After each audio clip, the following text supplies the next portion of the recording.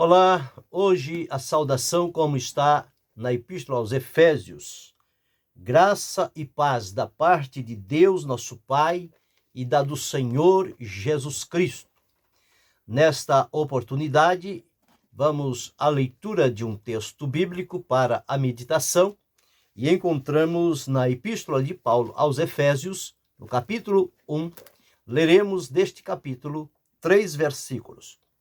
O versículo de número 4, o 7 e o 11, onde está escrito assim: como também nos elegeu nele antes da fundação do mundo, para que fôssemos santos e irrepreensíveis diante dele em caridade, em quem temos a redenção pelo seu sangue, a remissão das ofensas, segundo as riquezas da sua graça, em quem também vós estáis, depois que ouvistes a palavra da verdade, o evangelho da vossa salvação, e tendo nele também crido, fostes selados com o Espírito Santo da promessa. Dentro destes 3 versículos lidos, vamos falar sobre 3 fatos incontestáveis. Nós entendemos aqui que vamos fazer a ligação desses 3 versículos da obra permanente e gloriosa de Deus na sua completude, o Pai, o Filho e o Espírito Santo. Vamos identificar nesses 3 versículos, entendendo que nós cremos em um Deus que é único, soberano, poderoso, maravilhoso, verdadeiro, mas que ao longo das Escrituras nós vemos a manifestação de Deus de maneira variada, no Pai, no Filho Jesus e no Espírito Santo. Então, quando nós observamos à luz da Escritura, o que podemos entender no Antigo Testamento é que a ênfase maior estava na revelação de Deus, o mover de Deus, o Pai, entre aquelas pessoas. É claro que o Filho e o Espírito Santo sempre trabalharam juntos ao Pai, mas o que se ressaltou foi a ação do Pai ali no preparo para enviar o seu Filho Jesus para realizar a obra de redenção e depois, então, que esta obra ficasse a cargo do Espírito Santo para que ele operasse e trabalhasse na vida de cada um. Por esta razão é que no Antigo Testamento nós observamos a ênfase sobre Deus, o Pai, atuando em todas as áreas. Quando nós chegamos nos evangelhos, nós já vemos ali a participação total do Senhor Jesus. Tudo quanto os evangelhos relatam, isto está ligado à vida e obra de Jesus. Quando Jesus parte para a presença do Pai, voltando do lugar de onde ele veio, o Espírito Santo ficou encarregado agora de testemunhar todas estas coisas, tanto as do Pai quanto as do Filho. E agora é ele quem tem o encargo de trabalhar nas nossas vidas, no sentido de nos convencer e mostrar diante de nós a obra perfeita de Deus, de seu Filho Jesus, e a ação também do Espírito Santo. Não se pode dissociar um do outro. Eles trabalham unidos, interligados e são únicos. Então, por isso que nós entendemos e podemos partir deste princípio.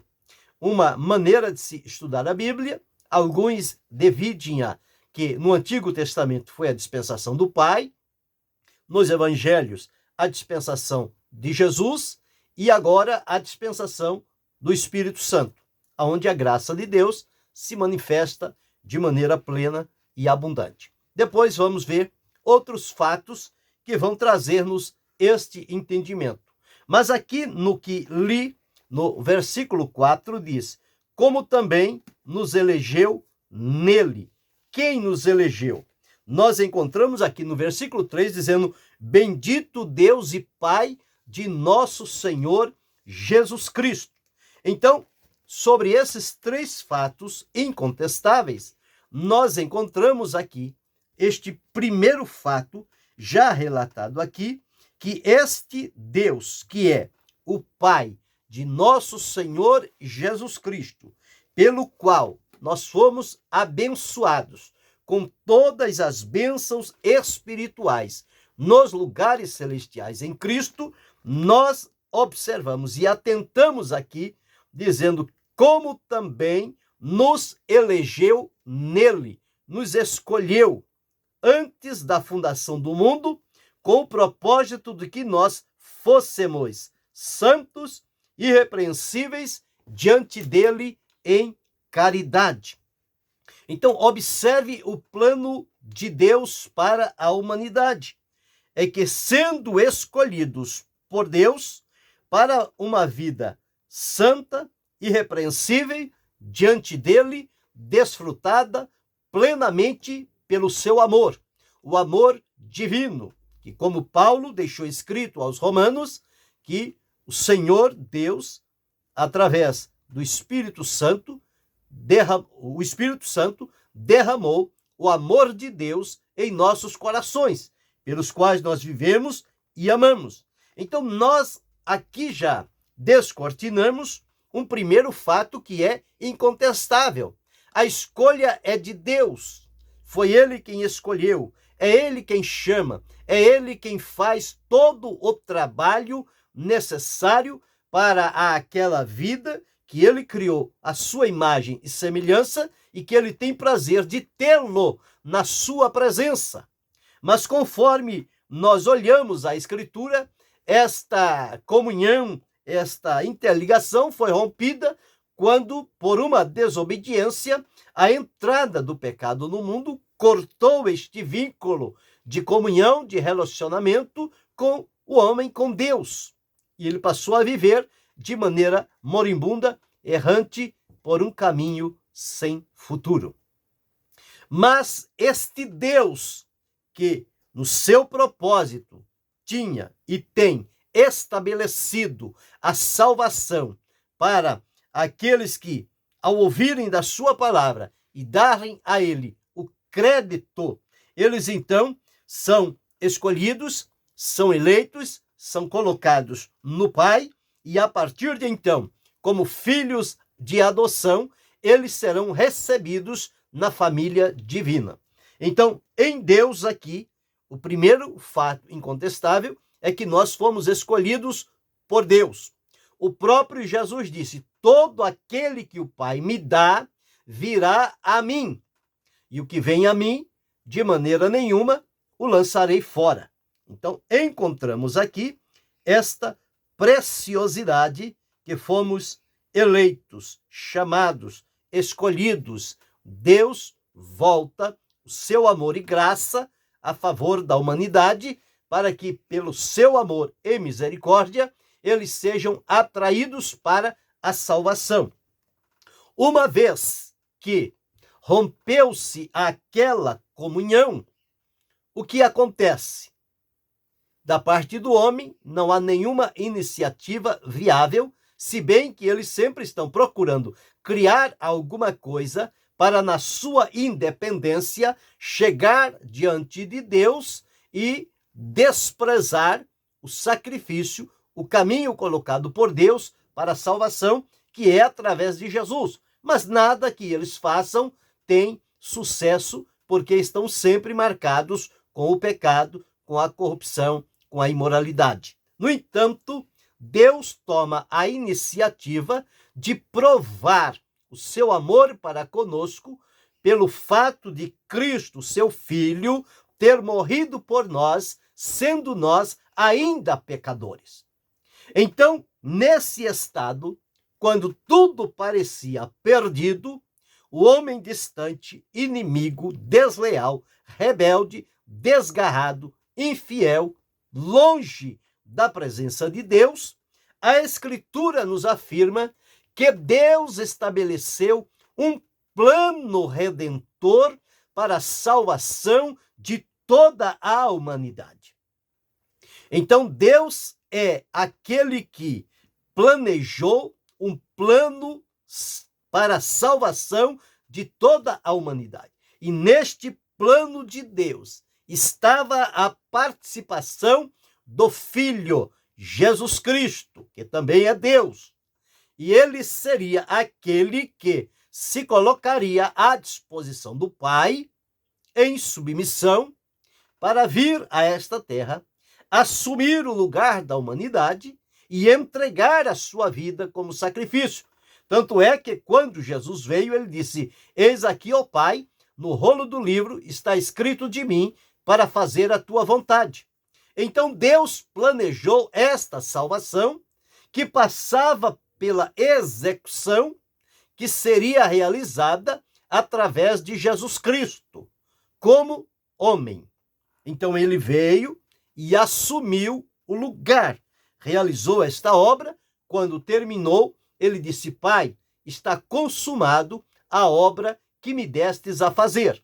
Nada mais há por fazer. A salvação está plena, completa, total. E Deus a coloca à disposição da humanidade.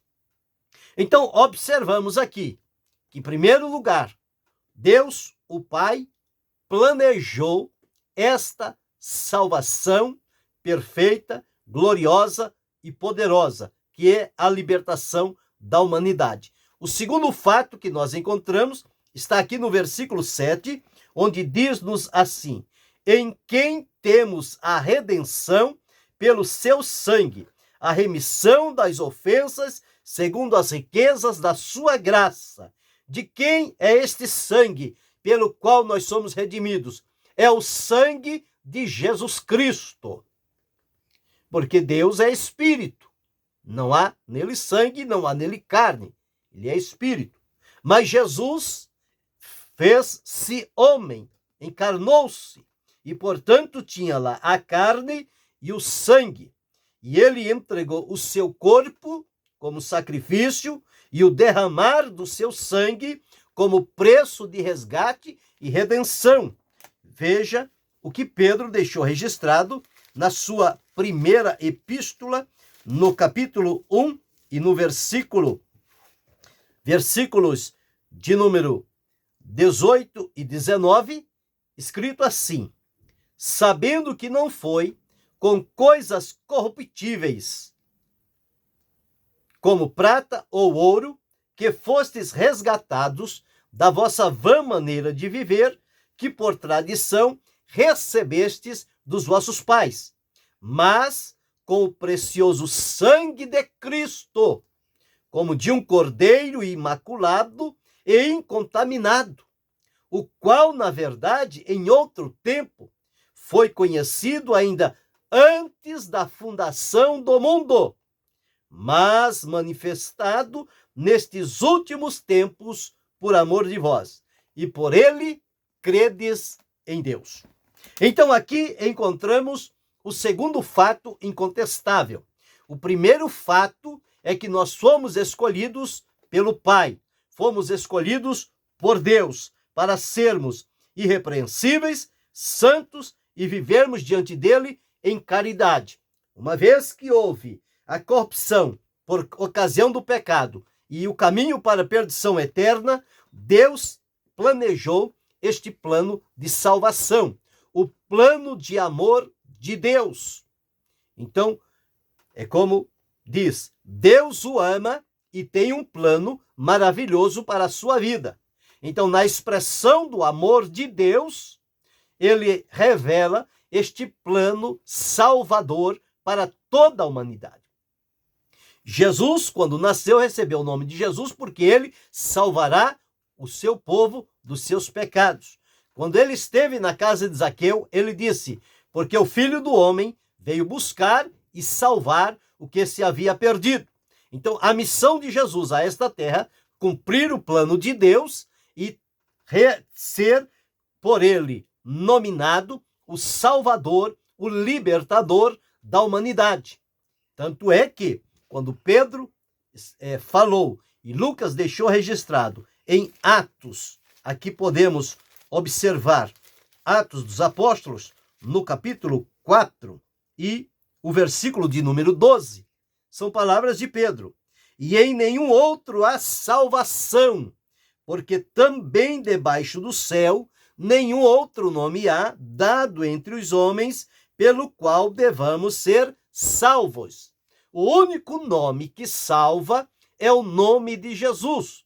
Por que o nome de Jesus? Porque foi Jesus que entregou-se em sacrifício vivo, santo e agradável a Deus a favor da humanidade. Nas palavras do apóstolo Pedro, lá na sua epístola, na primeira epístola, no capítulo que nós observamos 2 e o versículo 24, está escrito assim: levando ele mesmo em seu corpo os nossos pecados sobre o madeiro, para que, mortos para os pecados, pudéssemos viver para a justiça, e pelas suas feridas fostes sarados. Então Jesus veio e realizou e completou, finalizou este plano estabelecido por Deus para a salvação de toda a humanidade. Feito isto, então agora em Jesus nós somos salvos pelo poder de Deus. A salvação é pela graça. Esta graça maravilhosa de Deus que se manifestou salvadora a todos os homens. Então, Paulo escrevendo aos Efésios diz: porque pela graça sois salvos por meio da fé. Isto não vem de vós, é dom de Deus. Então, o segundo fato incontestável que nós encontramos aqui é que a redenção realizada por Jesus. E, portanto, podemos dizer agora que, escolhidos pelo Pai, por Deus, somos então redimidos pelo Filho, o Senhor Jesus Cristo. Então já temos aqui dois fatos incontestáveis que podemos observar na participação de Deus o Pai, Deus o Filho, Deus o Espírito Santo. Então já vimos aqui o Pai elegendo, escolhendo para sermos santos e irrepreensíveis em amor. O Filho, Jesus, nos redimiu. Fomos redimidos pelo seu sangue. Tivemos a remissão das nossas ofensas. E por ele nos libertar, nós hoje somos livres, salvos, perdoados para estar na presença de Deus.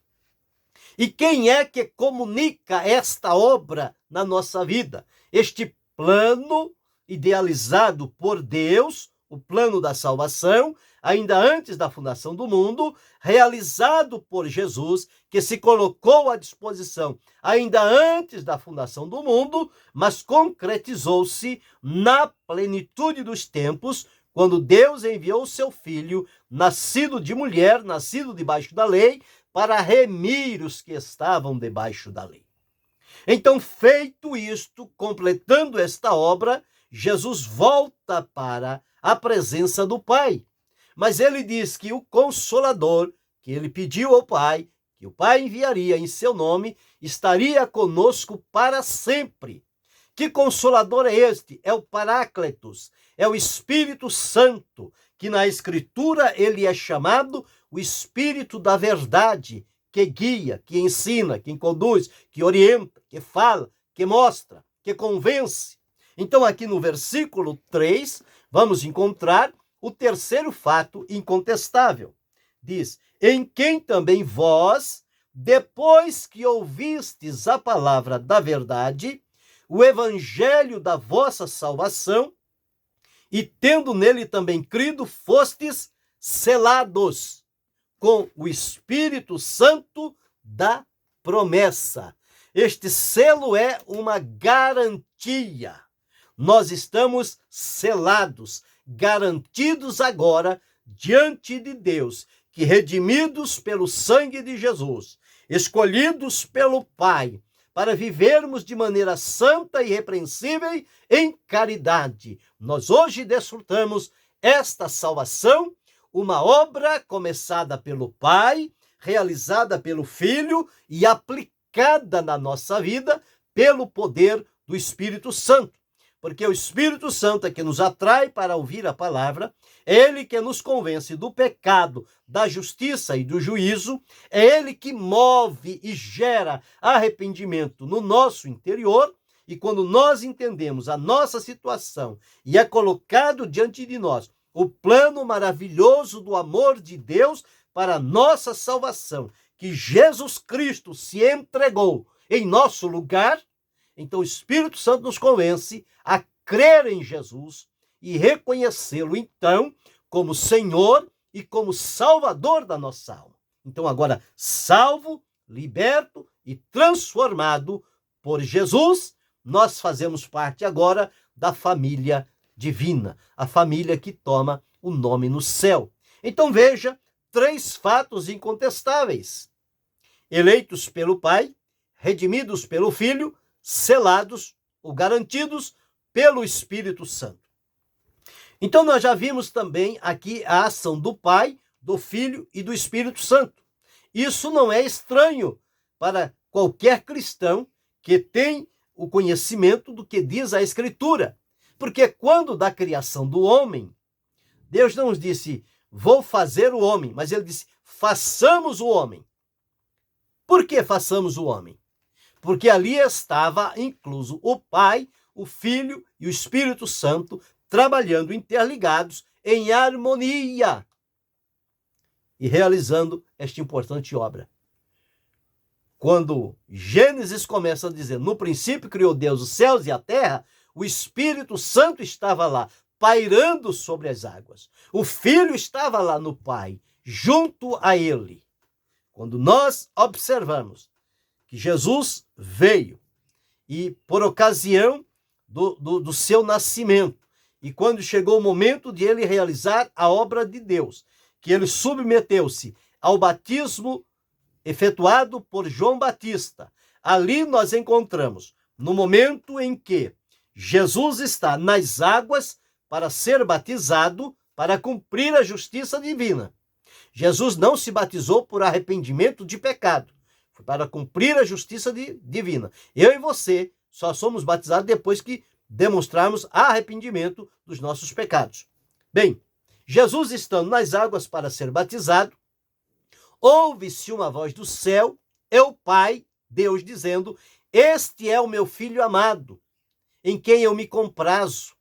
E quando isto acontece, vem numa forma corpórea de uma pomba, a Escritura diz que o Espírito Santo vem e pousa sobre ele. Então ali estava Jesus, estava Deus o Pai, estava o Espírito Santo realizando conjuntamente aquela obra no batismo de Jesus para dar conhecimento à humanidade. Quando Jesus morreu e ressuscitou, ele se apresentou diante dos seus discípulos e disse, portanto, ide e ensinai todas as coisas que eu vos tenho ordenado, batizando-as em nome do Pai, Deus, e em nome do Filho, Jesus, e em nome do Espírito Santo. Então, no batismo em águas é evocado o nome do Pai, o nome do Filho e o nome do Espírito Santo. Note que nos fatos incontestáveis que relatei, nós fomos escolhidos pelo Pai, redimidos pelo Filho e selados pelo Espírito Santo.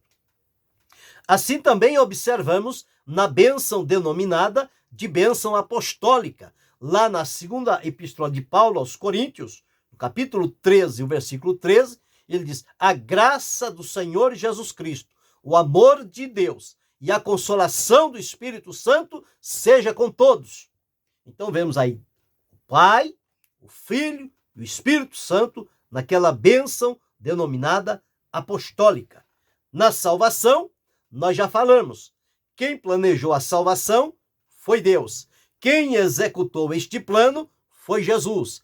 Quem aplica este plano salvador na vida do pecador é o Espírito Santo. Então está presente ali o Pai, o Filho e o Espírito Santo.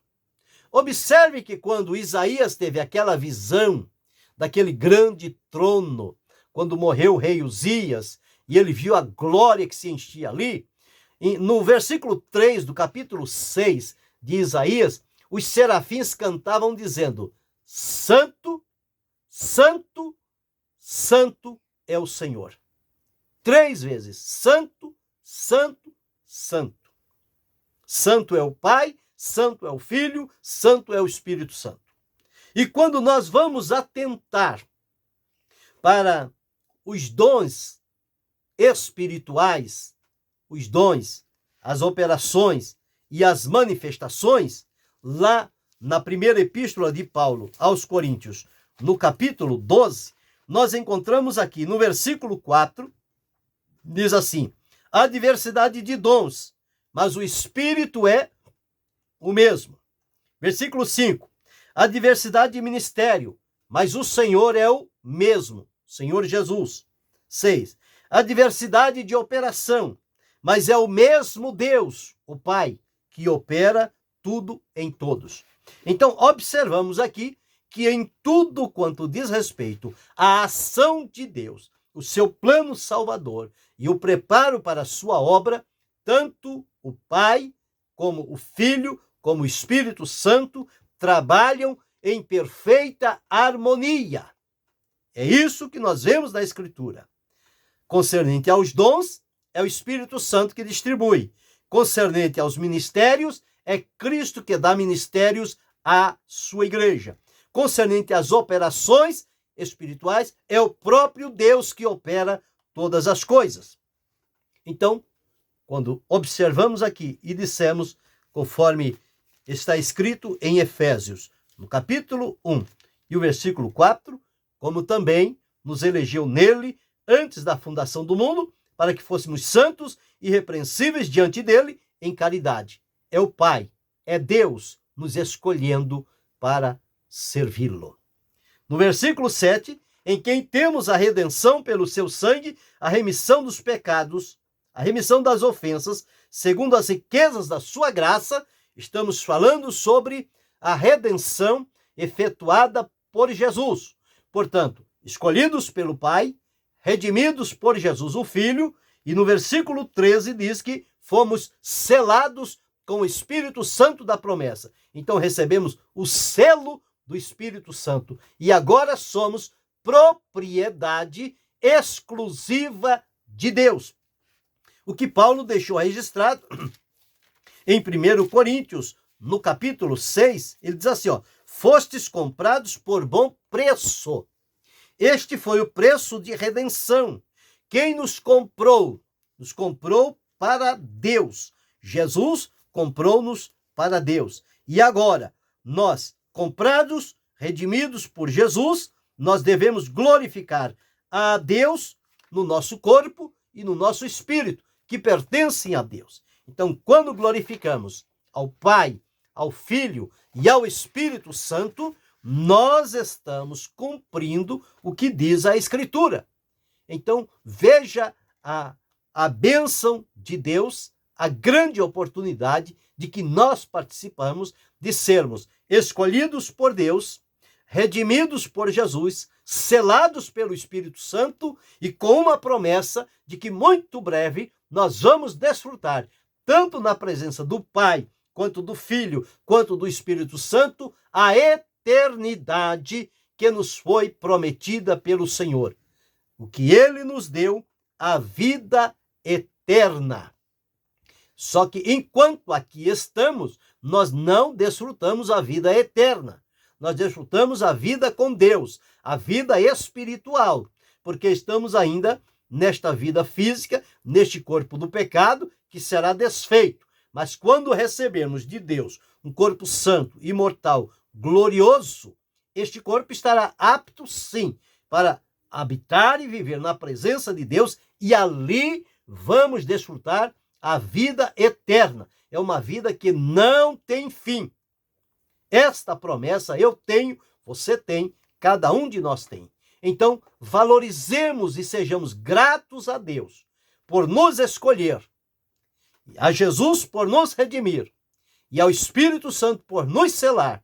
E esta obra completa de Deus na nossa vida nos coloca diante da presença do Senhor para desfrutar com Ele esta comunhão poderosa, permanente e maravilhosa.